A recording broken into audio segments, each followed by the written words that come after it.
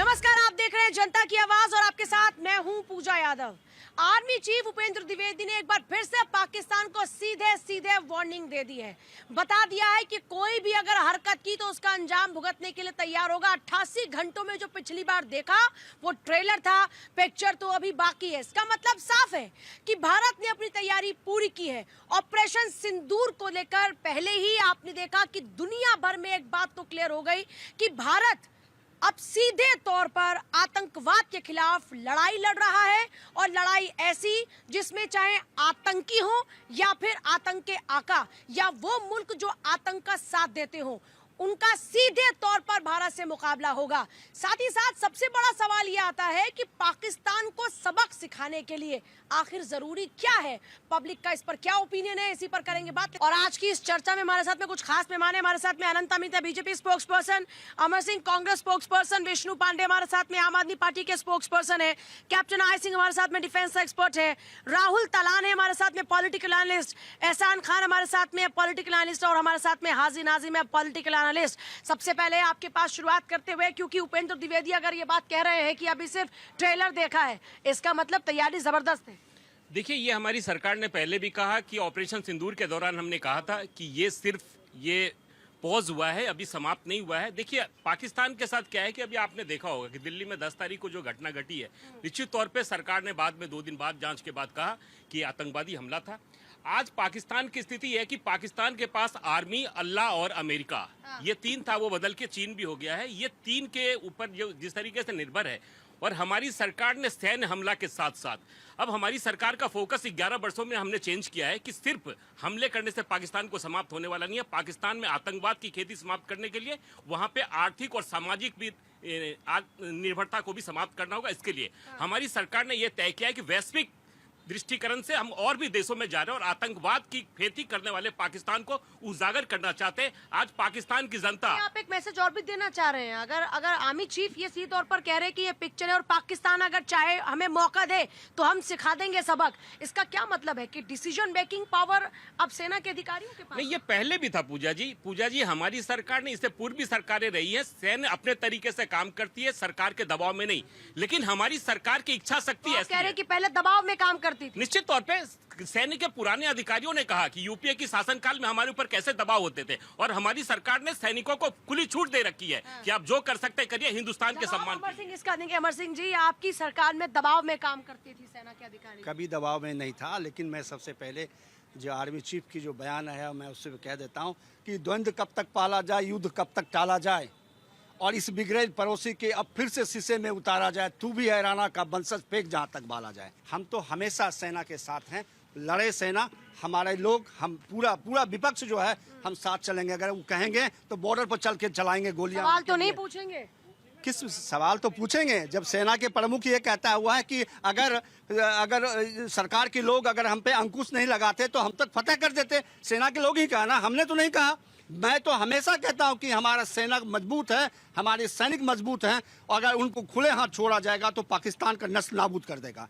अब जरूरी है, जो ब्लास्ट हुआ है इस पर राजनीतिक नहीं होनी चाहिए। जब देश के मामला है, देश की सुरक्षा के मामले, मारिए, घुस करके मारिए उसको, चाहे जिस एंग से मारना हो मारिए, बॉर्डर से मारना है, उसको नस्नाबूद करना है, जैसे मारना चाहते हैं। जब यहाँ कोई आपके साथ में ये लोग खड़े हुए हैं, ये कह रहे हैं कीजिए ना जो करना है आपको। नहीं, वो तो कर ही रहे हैं ना। ये कांग्रेस की जैसी हमारी सरकार नहीं है ना कि हम सैन्य बल को जीत कराते हैं फिर उसको वापस बार बार आप सवाल उठाते हैं कि आप लोगों ने अंकुश लगाया ना, क्यों लगाया था अंकुश? जीत लेते हैं आप पाकिस्तान। देखिए पूजा जी, कई ऐसी रणनीति होती है, सिर्फ युद्ध से ही समाधान नहीं होता है। आज मुनीर और शहबाज, वहां की पाकिस्तान की जनता माननीय मोदी से दुआ मांग रही है कि आप हमारी मदद करिए। आज दवाइयां नहीं मिल रही है पाकिस्तान में, वहां की दवाई के लिए लोग हॉस्पिटल में मर रहे हैं। आज वो दवाइयां हिंदुस्तान से जा रही है लेकिन दुबई होके जा रही है। वहां की पब्लिक की मांगे, पाकिस्तान की जनता चाहती है कि मोदी जी हमारी मदद करें। लेकिन हिंदुस्तान में तुष्टीकरण की राजनीति करने वाले कांग्रेसों को समझना चाहिए कि आपके शासनकाल में 3 युद्ध हुआ पाकिस्तान के साथ, लेकिन जब हमारे सैनिक पूरे जीत कराते हैं, सैनिकों को भी बंदी करा लेते हैं, तो इन्हीं की जो आज के कांग्रेस के युवराज है उनकी दादी जी वापस कर देती है। तो ये देश की जनता जानती है, और आज देश की जनता जिस तरीके से माननीय मोदी जी और अमित शाह जी के ऊपर विश्वास कर रही है, और पाकिस्तान की जनता और पाकिस्तान की शहबाज और मुनीर रात को सो नहीं रहा है, वो अल्लाह की कहने पे युद्ध मैंने बंद नहीं किया था। हमारी सेना जब लड़ रही थी और हम जान रहे हैं कि जब जीत रहे थे तो अमेरिका कौन होता है बोलने वाला है बीच में आपको अमेरिका पर भरोसा है, आप कहते हैं कि हम देश के हैं, हम देश के साथ खड़े, लेकिन आपको ट्रंप पे भरोसा है, आपको देश की सेना पर भरोसा नहीं, आपको देश के नेता पर भरोसा नहीं। ऐसा क्या अमेरिका प्रेम है? मुझे देश के सैनिकों पे भरोसा है। मुझे देश की सेना के सेनापति ने क्या कहा? बिल्कुल कहा उसने क्या कि कहा? अगर सरकार हमें थोड़ा सा भी दोनों के बीच में तालमेल बेहतर होता तो हम पाकिस्तान जीत लेते। वो तो कह गया भाई। कौन से सेना के अधिकारी, कौन सी सेना के अधिकारियों की बातें सुनते हैं आप अपने हिसाब से? सेना के लोगों ने साफ तौर से कहा अगर आपको जानकारी नहीं है तो मैं वीडियो निकाल के आपको दिखा दूंगा। बिल्कुल दिखाइए, बिल्कुल दिखाऊंगा, आप दिखाइए, बिल्कुल दिखाऊंगा। कौन से सेना के ये अंकुश ना लगाएं, लड़ने के लिए तैयार रहे, पूरा विपक्ष साथ है इनके, सेना के साथ है ना? बिल्कुल है, बिल्कुल कभी भी इस मुद्दे पर सवाल नहीं पूछे रहेंगे हमारे कितने विमान गिरे? नहीं, सवाल तो अब उठता है कि सदन में आप जवाब देंगे ना। दुश्मन कितने मरे ये पूछोगे या हमारे कितने मरे इस पर ज्यादा फोकस? अरे सुन लीजिए, ये प्रोसेस है, ये सेना के लोग खड़े जवाब दे हैं, दीजिए सर। प्रोसेस है कि जब देखिए पूजा जी, सेना के सौर पे अगर कोई भी सवाल उठाता है तो मैं ये कहूँगा कि ऐसी राजनीति नहीं करना चाहिए। सेना सबसे अलग होती, सेना किसी राजनीतिक पार्टी की नहीं होती। सेना सेना है। हाँ, ये जरूर है कि जिसकी सत्ता है उसके अनुसार सेना जरूर चलती है, और सेना ना पहले कमजोर थी ना सेना आज कमजोर है। सेना ने पहले भी मुंहतोड़ जवाब दिए थे और आज भी दे रही है, मगर बस शर्त यह है कि सरकारें क्या चाहती हैं। पहले भी सरकार ने जब हमारी सेना लड़ते लड़ते लाहौर तक कब्जा करने पहुंच गई थी, नेहरू जी ने वापस बुला लिया। इसी तरह से अभी हमारी सेना एडवांस कर रही थी, अब कारण कुछ भी रहे हो फिर भी ये कहना क्या हुआ, व्हाइट फ्लैग दिखा दिया गया। तो सेना कमजोर नहीं है, सेना तो सरकारों के आदेश अनुसार चलती है। सरकार जो, क्योंकि सरकार के अंडर में रहती है सेना। बाकी सेना ना तब कमजोर थी ना आज कमजोर है, और सेना को और 24 आवर सेना तैयार है। अभी सेना को आदेश मिले, मैं कह रहा हूं कि ये 22 मिनट का, मात्र 22 मिनट में पाकिस्तान को पूरा निपटा दिया था। अभी इसी ऑपरेशन सिंदूर में 24 घंटे में हम चैलेंज करते हैं कि हम पाकिस्तान का नक्शा बदल देंगे, मगर ये सरकारें हिम्मत रखें। पाकिस्तान को सबक सिखाने का तरीका क्या है? देखिए, वो अटल बिहारी वाजपेयी की एक बात थी कि हम अपने पड़ोसी नहीं बदल सकते हैं, तो अब पड़ोसी बदलने का टाइम है। पड़ोसी बदले जाने चाहिए, वो पुरानी बात हो गई। वो एक मुझे लगता है कि स्ट्रेटेजिक चूक थी, वो बात नहीं बोलनी चाहिए थी। लेकिन पड़ोसी बदलने का टाइम है। पड़ोसी कैसे बदले जाएंगे? आप पाकिस्तान को तोड़िए। ये नहीं हो सकता है कि पाकिस्तान अगर जो सर्वाइव कर रहा है तो भारत पे अटैक ना हो, ये नहीं हो सकता है। आप कितनी भी सुरक्षा चाक चौबंद कर ली, इस देश में गद्दारों की कमी थोड़ी है। इस देश में बहुत सारे गद्दार हैं जो यहाँ आके लाल किले पे अब वो बन जाएंगे, सुसाइड बॉम्बर बन जाएंगे। तो आपको पाकिस्तान को खत्म करना है। पाकिस्तान आप उस आधे फ्रंट का जिक्र कर रहे हैं जो देश में बैठा है? नहीं, मैं उसका नहीं कर रहा हूँ। उसमें से भी बहुत सारे ऐसे हैं कि जो उनमें से बहुत हैं, लेकिन ये सबके लिए नहीं बोल रहा हूँ मैं। गद्दार हैं इस देश में। ढाई फ्रंट की बात होती है ना कि हमको ढाई फ्रंट की जो बात है, जो ढाई फ्रंट की बात है, उसमें से आधा फ्रंट यहाँ है। लेकिन सवाल ये है कि कब पाकिस्तान को तोड़ा जाएगा। ये एक ऐसी स्ट्रेटेजी है जो सर्वाइव होनी चाहिए और जिंदा होनी चाहिए। और भारत सरकार ने अभी इस पे कुछ नहीं बोला है, ना अंदर खाने इस पे कुछ बात हो रही है। मुझे भी जानकारी है कि कुछ तो डिफेंस के मामलों की, तो अभी इस पे कोई बात नहीं हो रही। देखिए, पाकिस्तान में इस वक्त कियोस फैला हुआ है। बलूच पख्तून आपस में पाकिस्तान की सेना से लड़ रहे हैं, लेकिन भारत क्या कर रहा है इस वक्त? भारत को भी तो कुछ करने की जरूरत है ना। आप कह रहे हैं जो बांग्लादेश के वक्त पे किया था, ये मौका वही है? यही मौका है, यही मौका है। नहीं तो देखिए, इस वक्त हम अकेले खड़े हैं। ये कुछ भी बोलें कि हम ये हमारे साथ, ये हमारे साथ हुए, हमारे साथ हुए। हमने ऑपरेशन सिंदूर में देखा कि हमारे साथ कोई नहीं था, हम अकेले थे। तो अकेले के तरीके से लड़ने की तैयारी करिए। और अकेले की तैयारी क्या है आपकी? तोड़िए पाकिस्तान को। अगर जो आप में है हिम्मत तो आगे बढ़िए, और ये टूटना चाहिए। अगर जो नहीं टूटा तो फिर आपके लिए मुश्किल हो जाएगी। ये हमें इजराइल के भारतीयों को इतना कमजोर मानते हैं क्या? कमजोर नहीं मान रहा हूं मैं, अपने दुश्मन को कोई कमजोर नहीं मानता है। यहाँ 150 करोड़ की आबादी का भारत, अगर एक एक बच्चा भी अगर सेना का जवान के तौर पर काम करेगा तो पाकिस्तान की क्या बिसात हमारे सामने? मैं बात, पाकिस्तान की कोई बिसात है ही नहीं, लेकिन जो पाकिस्तान के पीछे है ना, उनकी बहुत बड़ी बिसात है। चाइना पाकिस्तान को सपोर्ट किया है या नहीं किया, अमेरिका कर रहा है या नहीं कर रहा है। तो मैं ये बोल रहा हूँ कि आपके पास मौका है कि सब कुछ करने के बाद तोड़ दीजिए। ये पूजा जी, ये सत्यता है कि अब भारत को आगे 2 कदम आगे बढ़ के स्टेप लेना पड़ेगा। सेना को, आप जब सेना आगे बढ़ रही है, आर्मी चीफ की बातें क्या बता रही हैं आपकी नजर में? नहीं, आर्मी बोल रहे हैं तो उसका मतलब उसमें कोई बहुत गहराई है। आर्मी चीफ का सीधा संदेश ये है कि अगर अब की बार हुआ बार तो पाकिस्तान का हम नामो निशान खत्म कर देंगे। बस शर्त एक कारण और है कि जिस तरह से पिछली बार जो व्हाइट फ्लैग दिखाया गया वो ना दिखाया जाए। सेना जब लड़ रही है तो सेना को लड़ने दीजिए। हाजी नाजिम जी, कौन है देश में छुपे बैठे दुश्मन? हाँ देखिए, पहले तो मैं कहता हूँ भारत जिंदाबाद। मैं भारत जिंदाबाद इसलिए कहता हूँ, मुझे बड़ा फक्र होता है जब मैं भारत जिंदाबाद की बात करता हूँ। और ये अभी आपने कहा कि कौन है देश के अंदर, देखिए मैं तो ये कहना चाहता हूँ कि जो पाकिस्तान के स्लीपर सेल हैं भारत के अंदर, ये हमारे खुफिया विभाग को जांच करने की ज़रूरत है। कौन ऐसे लोग हैं, कैसे आ रहे हैं, किस तरीके से आ रहे हैं, मैं उसके बारे में अपने भारत सरकार से निवेदन करूंगा कि ऐसे लोगों की जांच पड़ताल करके इनको उन्हीं के देश में जाकर उनको खुलेआम उनको फांसी दे या गोली मारे। भाई हमारे खुफिया विभाग उनके खिलाफ ठीक है, आप बिल्कुल सही कह रहे हैं। खुफिया, एक सेकंड, आप बिल्कुल सही कह रहे हैं। खुफिया विभाग को उनके पास तक पहले पहुंचना चाहिए था। लेकिन ये व्हाइट कॉलर जो मॉड्यूल जिसका जिक्र हो रहा है, ये लोग आ कहां से रहे, कौन है ये लोग? बोल दीजिए, ये मुस्लिम समाज को बदनाम करने। हाँ देखिए, हाँ सुन लीजिए, ऐसे लोग मेरे मुस्लिम भाई नहीं हो सकते, मेरे भारतीय मुस्लिम नहीं हो सकते। मैं अपने मुस्लिम समाज से अपील करता हूँ कि अगर कोई भी इस नाम का इस तरीके का है तो उसका खुलकर बहिष्कार करे। तो जो लोग ऐसे ब्रेन वॉश करते हैं, ऐसे लोगों का क्या होना चाहिए? हाँ देखिए, ये ब्रेन वॉश करके देश के युवाओं को दिग्भ्रमित करके अपने ही देश के खिलाफ खड़ा कर रहे हैं, ऐसे लोगों का अंजाम क्या होना चाहिए? हाँ देखिए, मेरे देश के अंदर संविधान है, कानून है, जो क्या अंजाम होना चाहिए? हाजी नाजिम में भारत के नागरिक। एक बात बताइए, कसाब ने किस तरीके से भारत के अंदर करता, उसको किस तरीके से, किसको प्यार था यहाँ पर? कसाब से किसको प्यार था?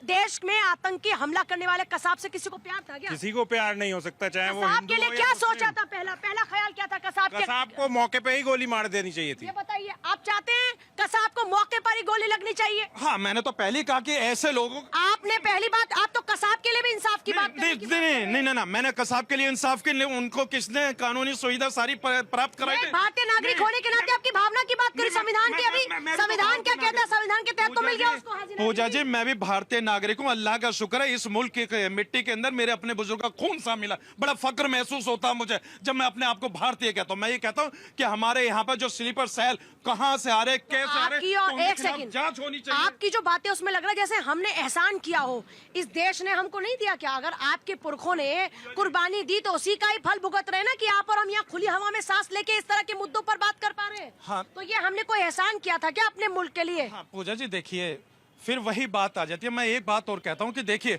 यहाँ पर करते कौन है जो, लेकिन नाम उनके नाम मुस्लिम जरूर आते हैं, लेकिन मुस्लिम समाज से मान लिया ना आपने ये बात, मान लिया ना आपने। पूजा जी, कुरान की आयत है, या अय्युहल्लज़ीना आमन्तु व कुल्लु कौलिन सदीदा।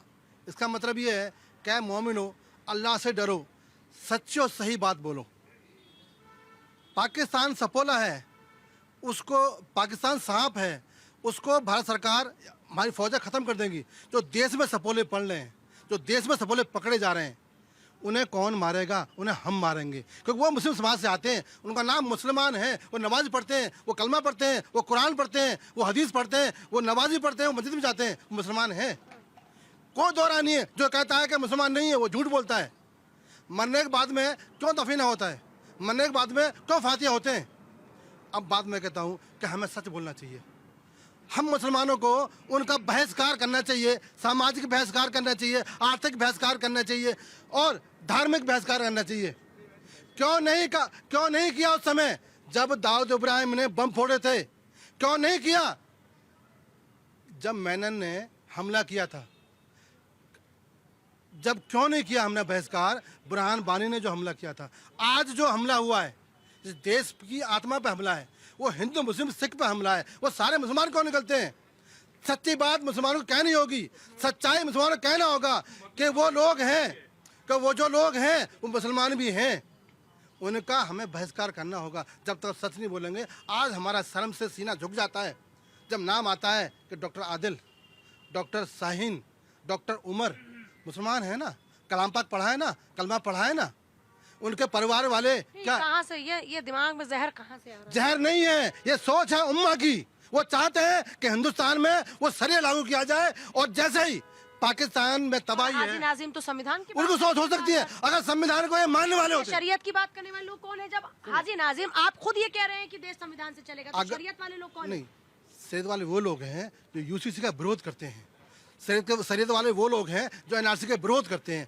शरीयत वाले वो लोग हैं जो वंदे मातरम का विरोध करते हैं। जो माँ भारती हमें अन्न देती है, जल देती है, फल देती है, ताकत देती है, यश रखती है और आखिरी वक्त में अपनी गोद में सुलाती है, उसको सलाम नहीं कर सकते। वो है वो सोच जो है, जो उम्मा की सोच है, जो देश को बदलना चाहते हैं, हिंदू मुस्लिम भाईचारे को तोड़ना चाहते हैं। हम मुसलमानों को उनका बहिष्कार करना पड़ेगा। जो नहीं करते हैं वो गद्दार हैं। तैयार हैं हाजी नाजिम साहब ऐसे लोगों के बहिष्कार के लिए? अब देखिए पूजा जी, मैं तो बार बार कहता हूँ कि गोल गोल नहीं, सीधी बात करते हैं ना, बहिष्कार करते हैं ऐसे लोगों का कि नहीं? मैं तो ये कहता हूँ कि अगर कोई भी इंसानियत का वही नहीं, सुन सीधे लीजिए, सीधे क्यों नहीं बोलते? अगर कोई भी इंसानियत का कत्ल करता है तो उसके लिए हर इंसानियत के भारतीय कत्ल को की बात आगे क्यों आना करने चाहिए। लगते हैं? भाई हाजी नाजिम खान तो खुल के जिनका कहता है। नाम सामने आ रहा है उनको लेकर क्यों नहीं कहते कि मैं हाजी नाजिम उनका बहिष्कार करता हूँ? हाँ देखिए, मैं तो डॉक्टर मुजम्मिल का, डॉक्टर शाहीन का, डॉक्टर उमर का, डॉक्टर आदिल का नाम लेकर बोलिए कि ऐसे लोगों का मुस्लिम समाज बहिष्कार करता है। हाँ, मैं पूजा जी बड़ी जिम्मेदारी के साथ कहता हूँ, जो हमारे भारत के इंसानियत को खत्म हाँ, करता है। इंसानियत यही प्रॉब्लम है जब आप कहते हैं कि सवाल मुझसे क्यों चाहे वो पूछे किसी भी जाते हैं? समुदाय से आता इसलिए है, पूछे जाते किसी हैं भी कि समुदाय से आता है, उसके खिलाफ हाजी नाजिम खान खड़ा है, उसका मुस्लिम समाज ऐसे खड़े हैं जैसे याकूब मेनन का जब जनाजा निकला था उसमें लाखों लोग शामिल हुए थे, ऐसे खड़े हैं भारत के पक्ष में, है ना? तो कौन पूजा था जी, याकूब जब मेनन? भी खिलाफ कौन थे था? कि वो भारत कौन की थे पाक मुसलमान? सरजमी के वो अंदर कौन थे? ऐसे पाक आतंकियों को सरजमी, दबलाया क्यों पाक जाता है? सरजमी कर रहे हैं, भाई, हम बात तो पे कहते हैं बात कि किए भारत जा की रहे पाक हैं। सरजमी बताइए ना वो कौन थे ऐसे मुसलमान? आतंकियों को वो नहीं कौन दबलाना थे जो चाहिए। नहीं मुंबई में दबलाना आजाद चाहिए, मैदान में इसको उन्होंने समंदर अमर में जवान डाल ज्योति दो। को लात मारी लेकिन थी? भारत के अंदर है ना? बताइए ना, जो वो कौन थे जो मुंबई में अमर जवान ज्योति को लात मारी थी? वो कौन थे? वो रोहिंग्याओं के लिए वो इसी देश के मुसलमान थे ना? शर्म नहीं आती आपको? अरे सुन लीजिए राहुल जी, अगर कोई भी मेरे देश के खिलाफ इस तरीके की बात करता है, हाजी नाजिम खान उस समुदाय का खुल का बहिष्कार करता है। चाहे बोलिए कि वो लाखों लोग मुसलमान नहीं थे। के नाम वाले हो, बोलिए ना वो लाखों लोग मुसलमान नहीं थे। चलिए आज के मुद्दे पर वापस लौट रहे हैं। पूजा जी, मुद्दा है आतंकवाद का। मैं कहता हूं मुसलमानों से, आप कलाम पाक को मानते हो ना, तो उस आयत को क्यों नहीं मानते जो मैंने पढ़ी है? आप बहिष्कार करो उन मुसलमानों का जिनका नाम इन घटनाओं में आ रहे हैं। आप बहिष्कार करो, धार्मिक बहिष्कार करो, आर्थिक बहिष्कार करो और परिवार से भी बहिष्कार करो, क्योंकि परिवार को पता होता है कि मेरा बेटा क्या कर रहा है, क्या करने होनी वाला है। चाहिए आतंक के खिलाफ लड़ाई? देखिए पूजा जी, सैन्य की शौर्य क्षमता पे तो प्रश्न उठता ही नहीं है। अगर आर्मी चीफ कह रहे हैं कि 88 घंटे का ट्रेलर था, इसका मतलब पूरी फिल्म बन सकती थी। ट्रेड वॉर में अभी क्या हुआ भारत का स्टैंड? क्या स्टैंड हुआ?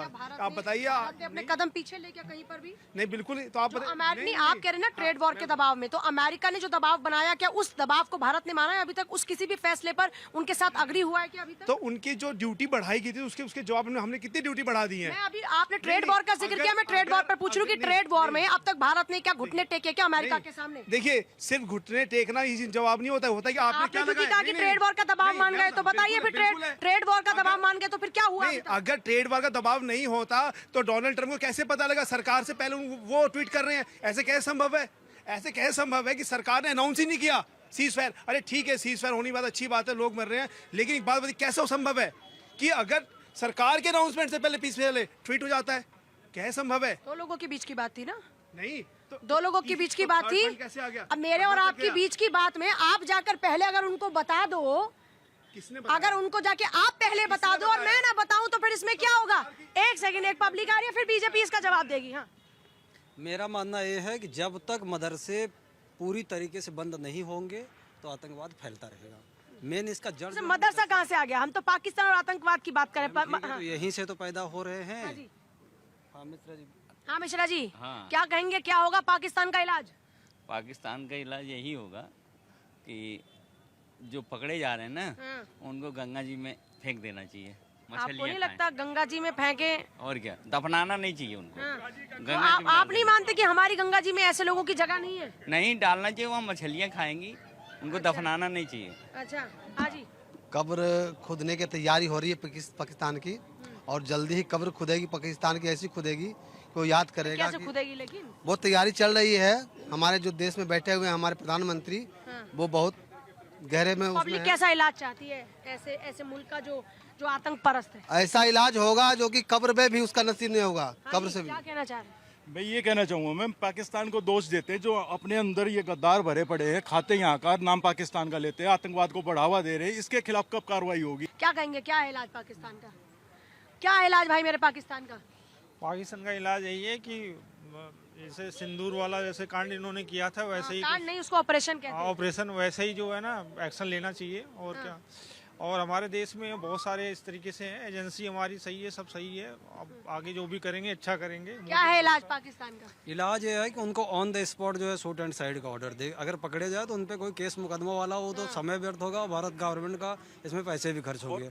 ऑन द स्पॉट अगर थोड़ा सा मिल जाए, अगर सपोर्ट मिल रहा है उनको कहीं से और सबूत मिल रहा है, पुख्ता अगर सबूत मिल रहा है, तो direct on the spot shoot and side का ऑर्डर। और लीगल सपोर्ट भी अभी मिल जाएंगे। कपिल सिब्बल जैसे धुरंधर वकील आ खड़े हो जाएंगे, कहाँ से आएगी फंडिंग, कहाँ से, कोई तो उसके बारे में बताएगा ना। और उनके घर वाले भी आ जाएंगे सपोर्ट में। ये तो बार बार पहला और आखिरी थोड़ी है जी। 9/11 हुआ, ठीक है जी, उसके बाद 26/11 हुआ, अब फिर ये 10/11 हो गया, तो कुछ तो होगा इसमें भी। क्या है इलाज पाकिस्तान का? क्या इलाज है पाकिस्तान का?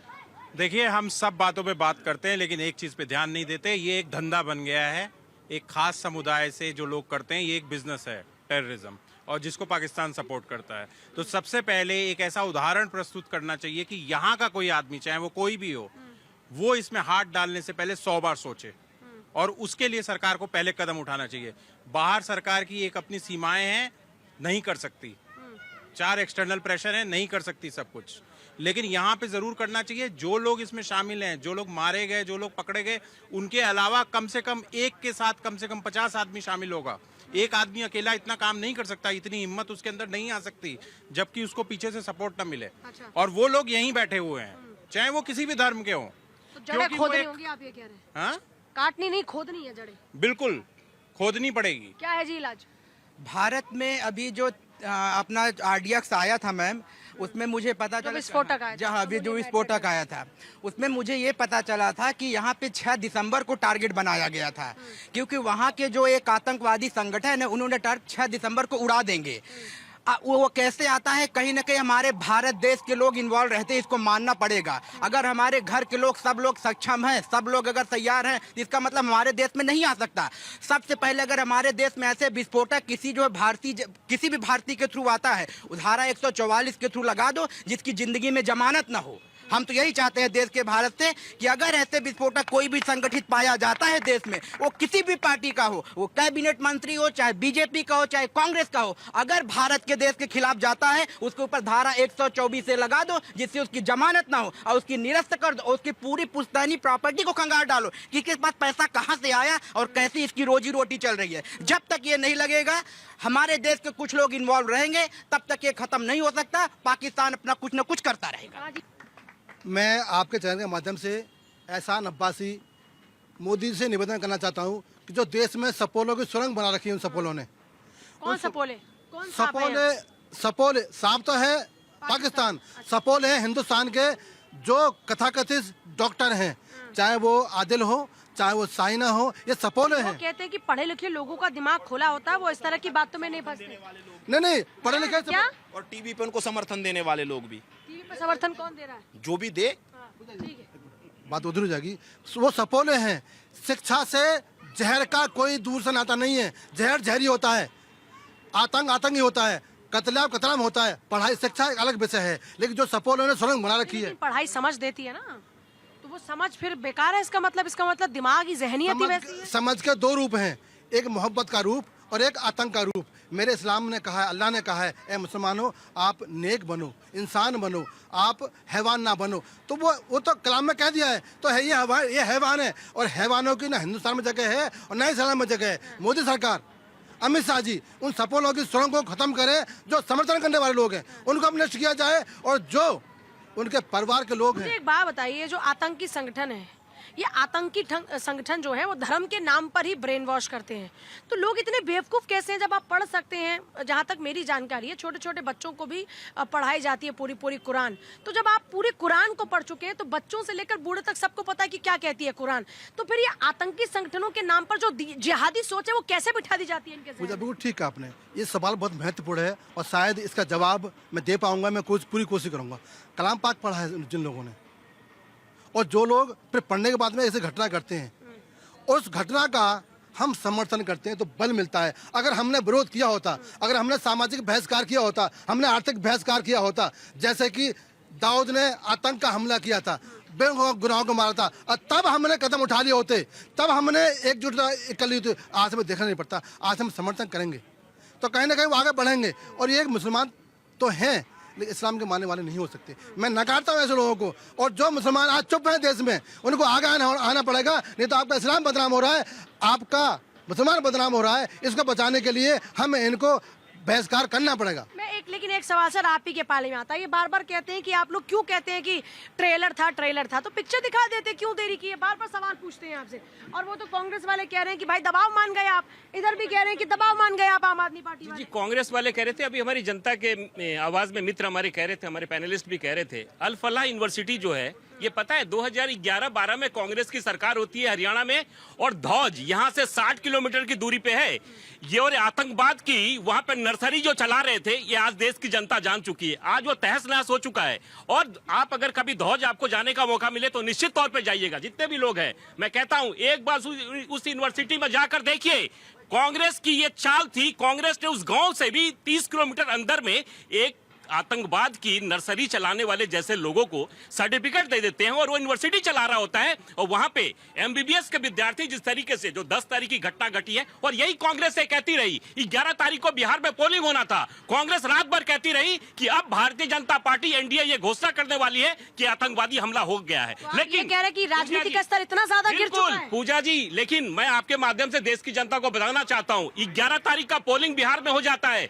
12 तारीख को एनआईए को जांच देने के बाद, कैबिनेट के बाद ये सरकार कहती है कि ये आतंकवादी हमला है। अगर यही 10 तारीख को कह दिए होते तो कहती है एनडीए और पाकिस्तान और आतंकवाद और हिंदू और मुस्लिम करते हैं। तो ये कांग्रेस को भी सोचने की जरूरत है। अभी हमारे पैनलिस्ट कह रहे थे, मित्र कह रहे थे कि किस तरीके से ट्रंप ने घोषणा की। साहब, डीजीएमओ किससे बात कर रहा था? हमारे डीजीएमओ में से पाकिस्तान का डीजीएमओ बात कर रहा था, और पाकिस्तान का डीजीएमओ अमेरिका से बात कर रहा था। पाकिस्तान की इतनी हैसियत नहीं है कि हिंदुस्तान के ऊपर आंख भी दिखा सके। उसके बावजूद भी हिंदुस्तान ने जो पाकिस्तान को जवाब देने का काम किया है, और आगे भी देगी, ये हिंदुस्तान की जनता भी जानती है। पार्टी देश विरोधी तो नहीं हो सकती ना, यही पार्टी थी ना, इन्हीं की नेता थी ना जिन्होंने बांग्लादेश को पाकिस्तान से अलग कराया, तो उन्हीं की स्ट्रैटेजी थी। और इन्हीं के नेता थे ना जो इतने सैनिक हम जीत कर लाते हैं फिर वापस कर देते हैं। इन्हीं के सैनिक थे, इन्हीं के जवाहरलाल नेहरू थे ना हिंदुस्तान के पहले प्रधानमंत्री, जो कि वापस बुला लेते हैं सेना को। ये कौन कह रहा है? ये सैन्य अधिकारी कह रहे हैं। ये कांग्रेस को ये सोचना पड़ेगा, कांग्रेस के युवराज राहुल गांधी को सोचना पड़ेगा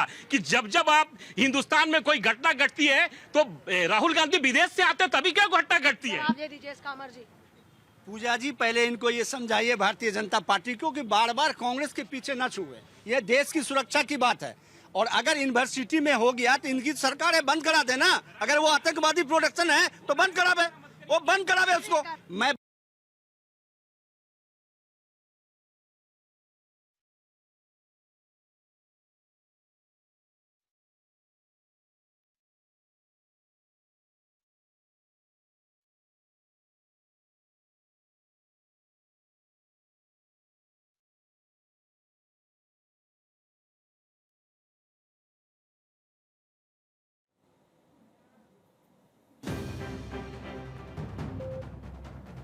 सऊदी अरब में हुए हादसे पर प्रधानमंत्री मोदी ने दुख जताया। लिखा, मदीना में भारतीयों से जुड़ी दुर्घटना से गहरा दुख हुआ।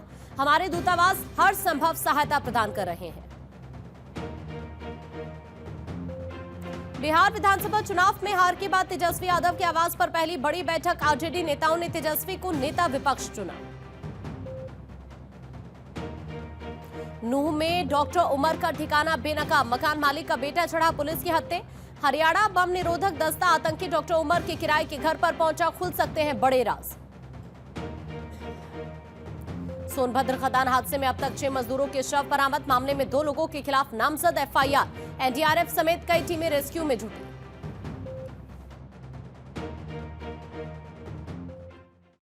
बार बार कहता हूं, विपक्ष एक साथ खड़ी है, सेना के साथ खड़ी है। आप आगे बढ़ो, लड़ो, हम तेरे साथ खड़े हैं, चाहे वो पार्लियामेंट में हो, चाहे आम जनता के बीच में है, चाहे सेना के बीच में है। अगर जरूरत पड़ेगा तो हम लोग अपनी संपत्ति भी देने के लिए चर्चा में कहां पर थे आप लोग? हम लोग थे, साथ में खड़े थे, हमने साथ में खड़ा था। जब इन्होंने सिलेंडर कर दिया, पूरा पूरा पूरा विपक्ष खड़ी थी उनके साथ में। पूजा जी, बताओ दिक्कत क्या है कि हमारा विपक्ष है ना, उसका विरोध तो करता है, उसका खंडन तो करता है, लेकिन सबूत मांगता है। सेम पाकिस्तान भी खंडन करता है, सबूत मांगता है। बड़ी इनकी भाईचारा है इनमें। जो विपक्ष है हिंदुस्तान का है, जो हमारा विपक्ष है, वो खंडन करता है ठीक है, लेकिन उसके भी सबूत मांगता है। पाकिस्तान में ऐसा करता है। अभी पूजा जी देखिए, अभी ये घटना घटी है बंगाल में, बहुत बड़ी घटना घटी है। हिंदुस्तान को उस पर भी सोचने की जरूरत है और हमारी सरकार सोच भी रही है। शेख हसीना को अभी फांसी की सजा हुई है। यही तुष्टिकरण की राजनीति करने वाले लोग अभी शाम से फिर एक नया नैरेटिव सेट करना शुरू करेंगे। लेकिन हिंदुस्तान को पाकिस्तान के साथ साथ बांग्लादेश में जो सैन्य कार्रवाई कर रहे हैं हम लोग, उस पर भी ध्यान देने की जरूरत है। और हिंदुस्तान को अपने साथ बचने के साथ साथ पड़ोसियों को भी समझाने की और उनको धमकाने की जरूरत है, जो हमारी सरकार कर रही है। हाँ, जल्दी से पूजा जी, आज हम मुसलमानों का शर्मसार क्यों होना पड़ता है जब अबू आजमी कहते हैं, बॉम्बे के शायद विधायक हैं, वो सपा पार्टी से हैं, सपा के बड़े कद्दावर नेता हैं, जब वो कहते हैं कि मुसलमानों को दबाया जा रहा है। अबे डॉक्टर इंजीनियर कह तब जाएंगे, तब ये घटना करते हैं।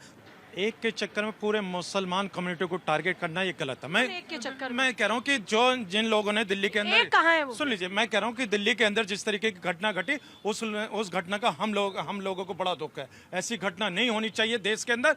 और दूसरी बात ये कह रहे हैं कि भाई हाँ देखिए, पूरे मुसलमानों को आप टारगेट नहीं कर सकते। उन्होंने पूरा मुसलमान अभी मुसलमान बोला इन्होंने, यानी कि 5, 6, 10 पूरे मुसलमान नहीं कहा। भी हैं, उन्होंने कहा मुसलमानों को ये सोचने की जरूरत है, जो लोग इस्लाम को बदनाम कर रहे हैं उनके खिलाफ बोले। हाँ। अबू आजमी ने क्या बोला? सुन लीजिए, अबू आजमी ने क्या बोला, बताओ जरा।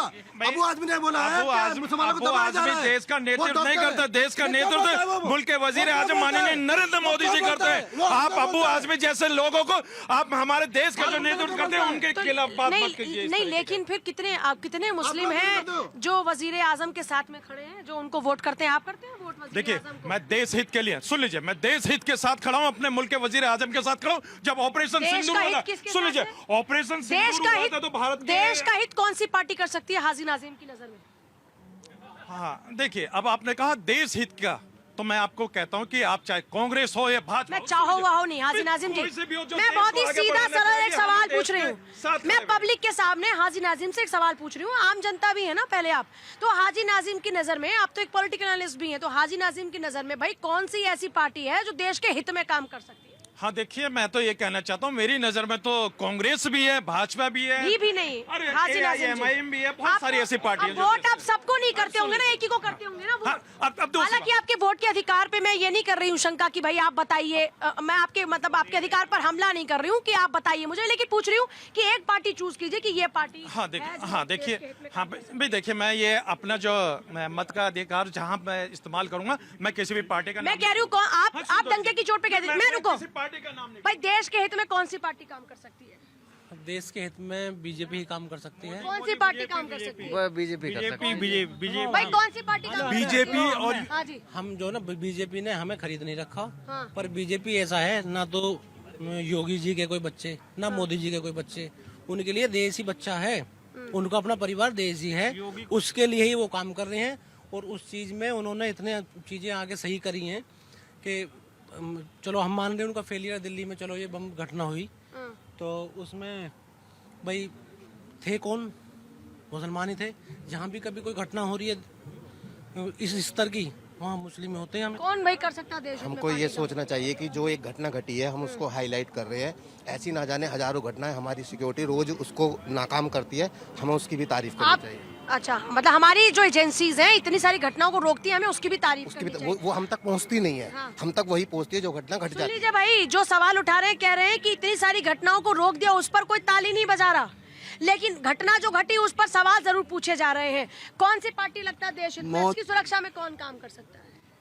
मोदी जी मैम। कौन बीजेपी, योगी जी, बीजेपी। कौन कर सकता है? बीजेपी।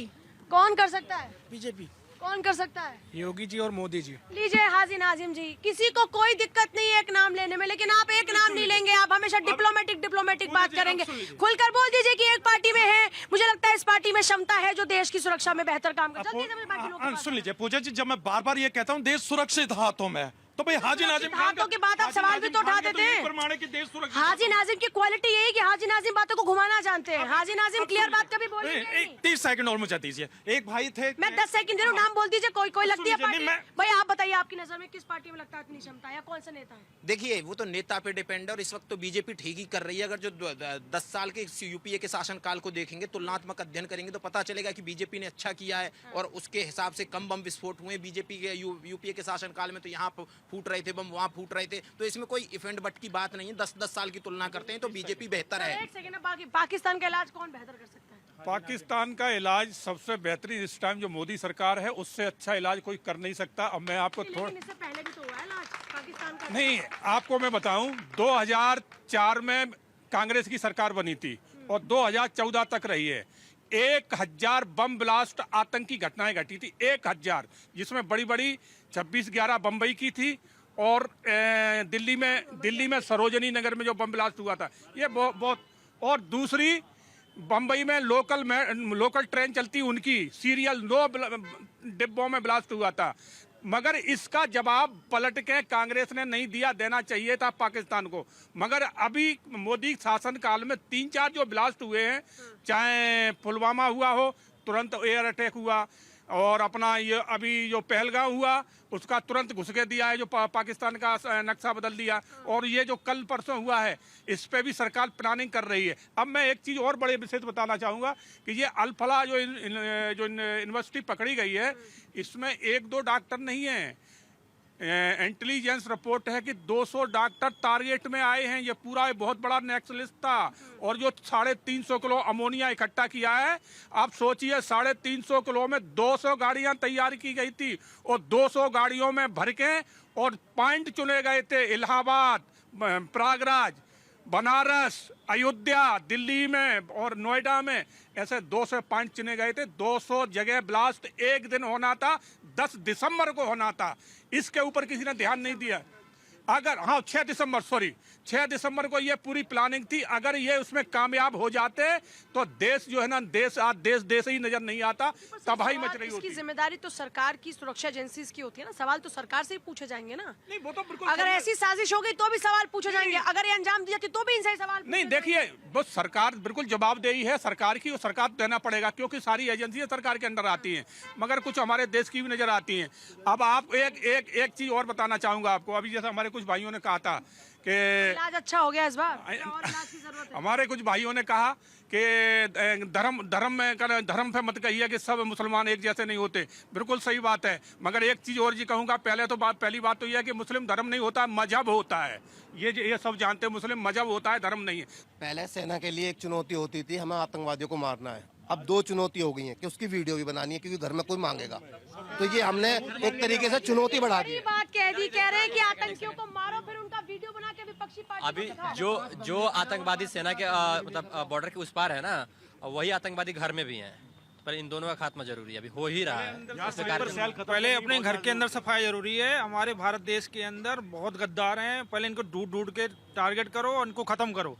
और मेरा ये मानना है कि बीजेपी तो बढ़िया है, मोदी बढ़िया है, अगर योगी जिस दिन प्रधानमंत्री बन जाएंगे उस लेकिन ऐसे जो आतंकवादी हैं, उनकी वजह से बार बार सवाल उठते हैं। और जाहिर तौर पर देखिए, देश का एक एक हिंदुस्तानी अपने देश के लिए तैयार है। जब भी जरूरत पड़ती है वो तैयार है, चाहे पाकिस्तान से निपटना हो या फिर आतंक के खिलाफ लड़ाई लड़ने की बात क्यों ना हो। हर एक एक हिंदुस्तानी अपने देश के लिए अपनी कुर्बानी को तैयार है, क्योंकि अगर ये वतन हमारा है, अगर ये देश हमारा, इसका अस्तित्व है, तो हम जिंदा हैं। इस बात को समझना होगा। और जिस दिन इस बात को हम समझ जाएंगे, ऐसे लोग जो हमारे देश में छुपे बैठे हैं, उनको खत्म कर पाएंगे। आज के लिए जनता की आवाज में इतना ही। आप देखते रहे भारत 24। नमस्कार।